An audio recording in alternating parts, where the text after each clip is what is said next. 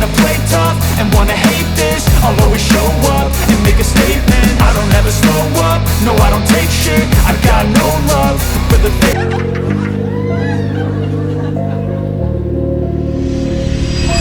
Shivadashini, believe yourself. Welcome. Today's topic is confidence. எது புதுசாக இருக்கே அப்படின்னு பார்க்குறீங்களா? எனக்குள்ளே இருக்கிற கான்ஃபிடென்ஸும் உங்களுக்குள்ள கான்ஃபிடென்ஸ் எப்படி தட்டி வெளில எழுப்புறதுங்கிறத பற்றி தான் நம்ம இன்றைக்கி பார்க்க போகிறோம். சில முக்கியமான விஷயங்கள் இருக்குது. இதை நம்ம குறிப்பிட்டு சில விஷயங்களை ஃபாலோ பண்ணாலே நம்மளுக்கான கான்ஃபிடென்ஸ் நம்ம ஈஸியாக பூஸ்ட் பண்ணிக்கலாம்.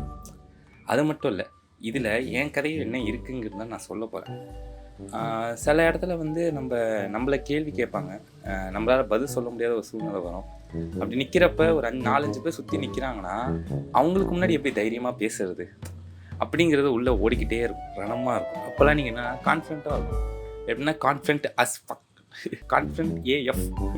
இந்த வீடியோட டாப்பிக்கும் அதான். ஃபஸ்ட்லேருந்து வருவோம். முதல்ல ஸ்டோரியே இல்லாமல் வந்துட்டேன்.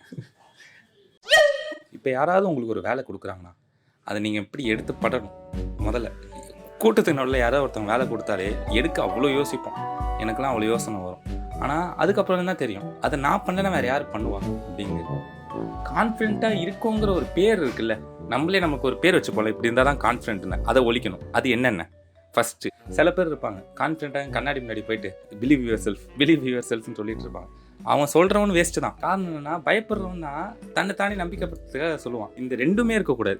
நான் தான் பண்ணுவேன், நான் பண்ணல வேறு யார் பண்ணுவா, அந்த மாதிரிங்கிற மைண்ட் செட்டில் தான் நம்ம எப்பயுமே நம்ம ஒர்க்கை ஸ்டார்ட் பண்ணணும். அதே மாதிரி என்னால் மட்டும்தான் பண்ண முடியும் அப்படிங்கிறதும் அது இந்த லெவலோட எக்ஸ்ட்ரீம். அதாவது இந்த பக்கம், அதாவது என்னால் முடியும்னு கான்ஃபிடன்ட் கொண்டு வருது இந்த எக்ஸ்ட்ரீம். இந்த பக்கம் பார்த்தா என்னால் மட்டும்தான் முடியும் அப்படிங்கிறது இன்னொரு லெவலான கான்ஃபிடன்ட். இப்போ ஏதாவது வேலை கொடுத்தா அதை யோசிக்காமல் அது என்ன வேலை நமக்கு தெரியுதோ தெரியலையோ, நான் தான் பண்ணுவேன், என்னால் தான் பண்ண முடியும் அப்படின்னு போய் பண்ணணும். அப்படி இருந்தால் ஓகே. இந்த 2 எக்ஸ்ட்ரீமே நம்ம ஒழிச்சு கட்டிட்டோம்னா என்னால் முடியும் அப்படின்னு சொல்லிட்டு நம்ம டேரெக்டாக இறங்கிடணும். அது வருதோ வரலையோ ஒரு அடுத்த பட்சம் நம்ம அதை அப்புறமா பார்த்துக்கலாம். இதுதான் கான்ஃபிடன்ஸோட முதல் ஸ்டெப். முடியலை. 2வது பப்ளிக்கில் இவன் என்ன நினைப்பான் அவன் என்ன நினைப்பான் அப்படின்னு சொல்லிட்டு நம்ம பேசாமல் இருந்தோம் வச்சுக்கோங்களேன். நம்ம கடைசி வரைக்கும் இருக்கிற இடம் தெரியாமல் நம்ம இருந்துருவோம். நம்மளுக்கு யாரும் மதிக்க மாட்டாங்க, கண்டுபிடிக்க மாட்டாங்க. இதெல்லாம் யோசிச்சாலே அது அப்போதைக்கு நமக்கு கம்ஃபர்டபுளாக இருக்கும். அந்த டைம் ஓகே, அதுக்கப்புறமும் ஓகே, அதுக்கு அடுத்த நாள் ஓகே, ஒரு 2-3 வருஷமும் ஓகே தான். ஆனால் 3 வருஷம் கழிச்சு நாள் நம்ம யோசிச்சு பார்த்தோம்னா நம்ம ஏதோ ஒரு சப்போர்ட்டிங் ஆர்டிஸ்ட்டோ சைடு கேரக்டரோ ஜூனியர் ஆர்டிஸ்ட் மாதிரி தான் நம்ம சுற்றிட்டு இருந்திருப்போம் நம்ம குரூப்புக்குள்ளே. அதனால் ஏதாவது வேலை இருந்துச்சுன்னா நம்ம எடுத்து போட்டு செய்யணும்.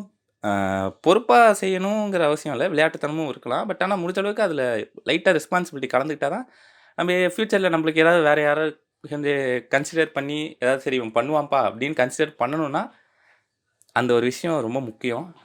நம்மளுக்கு இப்போதே கம்ஃபர்ட்டாக இருந்தாலுமே ஃப்யூச்சரில் நம்ம யோசிக்கிறப்ப எதுக்கு என்னடா பண்ணோம், அந்த 3 வருஷம் எதுக்கு என்ன பண்ணோம், வேஸ்ட் பண்ணிட்டோமே அப்படிங்கிற ஒரு வருத்தம் இருக்கும்.